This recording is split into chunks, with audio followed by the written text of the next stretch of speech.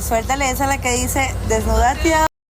Before we dive into today's story, I need to ask you something. How many of you watching right now have ever posted your location on social media? Maybe tagged yourself at a restaurant, a mall, or even just your neighborhood? Keep that thought in mind as we uncover what happened to 19-year-old Fabiola Alejandra Caicedo Pina. The notification light blinked endlessly on Fabiola's phone as her last TikTok video played on repeat. A bright smile, a dance trend, completely unaware it would be her final post. 3 days later, workers at Lima's water treatment plant made a discovery that would shatter her family's world and expose the dark reality lurking behind Peru's social media scene. But here's what makes this case even more chilling. And I want you to really think about this. How well do you actually know your followers? That person who likes every single one of your posts, who comments on everything you share. What do you really know about them? Fabiola Alejandra Caicedo Pina was just 19, with dreams as big as her following. Picture this. Every morning at 6 a.m., she'd wake up in her small Lima apartment, phone already in hand before her feet even hit the cold tile floor. Can you imagine that dedication? While most teenagers her age were hitting snooze, Fabiola was already planning her next video, studying trending hashtags, analyzing which of her previous posts performed best. Her grandmother, Rosa, would shake her head lovingly as Fabiola practiced the same dance move 15 times in their tiny kitchen, transforming their mundane morning routine into content that made thousands of people smile. "Mija, eat your breakfast first," Rosa would say. But Fabiola was already lost in her creative world, adjusting lighting, checking angles, making sure every detail was perfect. Now, let me ask you something, and be honest in the comments below. How many hours do you spend creating content? Because for Fabiola, it wasn't just a hobby. She wasn't just creating videos for fun.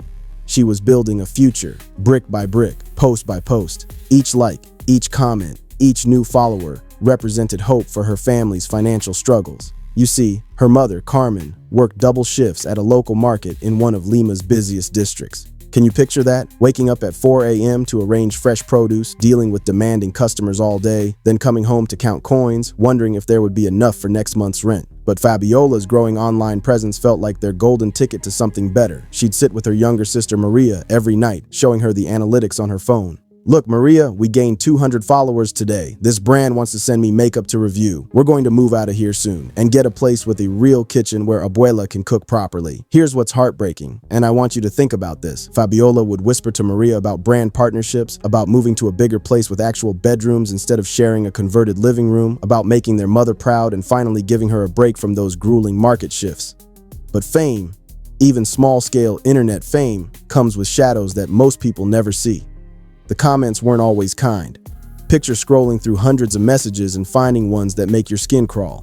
The DMs weren't always innocent. Fabiola had started mentioning to her closest friends, Maria, Elena, and Sofia, about some followers who made her uncomfortable. "There's this guy," she told Sofia one afternoon while they walked through Lima's historic center. "He comments on everything I post within minutes, like he's always watching, and his messages."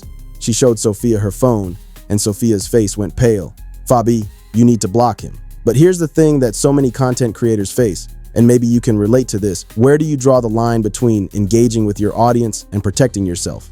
Fabiola was torn. This person was actively engaging, boosting her metrics, and she needed every bit of growth she could get. Think about it. Have you ever felt that pressure, that need to respond to everyone, to keep everyone happy, even when something feels off? Leave a comment if you've ever been in a similar situation. There were meeting requests that felt wrong too. People claiming to be photographers, brand representatives, talent scouts. One particular message caught her attention in early June. Someone claiming to be from a local marketing agency, offering her a paid collaboration for a beauty product launch. The pay was more than her mother made in a month at the market. "It sounds too good to be true," Maria Elena warned her. But Fabiola was desperate. Her grandmother needed medication they couldn't afford, and the opportunity seemed legitimate enough. The person had provided what looked like a professional email address, even a website that seemed real. Still, she pressed on, believing her dreams were bigger than any threat, not knowing that someone was watching her every move, studying her patterns, learning her vulnerabilities, planning something unthinkable. Now, here's where the story takes a turn that will make you question everything about online safety. June 6th was supposed to be just another content day, but think about this. How many times have you left your house to meet someone you only knew online, someone you'd never actually seen in person? Fabiola woke up that Tuesday morning with excitement she hadn't felt in weeks. She spent an hour getting ready, choosing the perfect outfit for what she believed would be a professional photo shoot. She packed her ring light, her phone, tripod, extra batteries, different outfits, everything a serious content creator would bring to a legitimate collaboration. At 9 a.m., she kissed her grandmother goodbye. "Abuela, today is going to change everything for us," she said, hugging Rosa tight. "Tonight we celebrate, okay?" Rosa held her a little longer than usual. "Be careful, mija. Promise me." "I promise, Abuela. I'll be home for dinner." Those were the last words Rosa ever heard from her granddaughter. Fabiola left their apartment with her filming equipment, telling her mother she was meeting a potential collaborator for a sponsored video. Carmen was at work, so she got the message secondhand from Rosa. "Tell her to call me when she gets there," Carmen had said. "But here's what's terrifying, and I want you to really think about this." Fabiola walked out their front door at 9:30 a.m. for what she thought was the opportunity of a lifetime, and it was actually her last moment of safety. The meeting location was supposed to be at a cafe in Miraflores, one of Lima's upscale districts. It seemed safe, public, legitimate. But when Fabiola arrived, the person texted her saying they needed to move to a more private location for better lighting. Red flag, right? But when you're 19 and desperate for success, sometimes you don't see the warning signs until it's too late. Can you imagine being in her position? You've invested so much hope in this opportunity, traveled across the city, and now the person is asking you to change locations. What would you do? Would you leave? Or would the fear of missing out on your big break convince you to go along with it? When midnight came and went with no word from Fabiola, her family's concern turned to worry, then to panic. Maria Elena called Rosa at 11 p.m. "Senora Rosa, has Fabiola come home?" She's not answering her phone. Rosa checked Fabiola's room. Empty. Her bed hadn't been touched. Her charging cord was still plugged in where she'd left it that morning, but her phone was nowhere to be found. Her phone went straight to voicemail. But here's what's even more telling. Her social media went completely silent. For someone who posted multiple times a day, every day, for 3 years straight, this was like her digital heart stopping. Fabiola had never gone more than 6 hours without posting something, anything. She documented everything. Her meals, her commute, her thoughts, even her late night study sessions. When you really think about it, isn't that the most terrifying part? In a world where Fabiola documented everything, she had simply vanished without a trace. For 3 agonizing days, her mother plastered missing person flyers across Lima. Picture Carmen, exhausted from sleepless nights, walking through every neighborhood, every market, every place Fabiola had ever mentioned visiting. She showed Fabiola's photo to strangers on buses, to shopkeepers, to anyone who would listen. "Have you seen my daughter? She's 19. She makes videos on her phone. She was wearing a blue dress." The police response was heartbreaking and infuriating. When Carmen first reported Fabiola missing, the officer barely looked up from his paperwork. "How old is she?" 19. "She probably ran away with a boyfriend. These internet girls, they're always chasing fame and boys. She'll come back when she gets hungry." Carmen begged them to take it seriously. "Officer, you don't understand. My daughter has never spent a night away from home without telling us. She calls me every few hours. Something is wrong." But they dismissed another runaway teenager.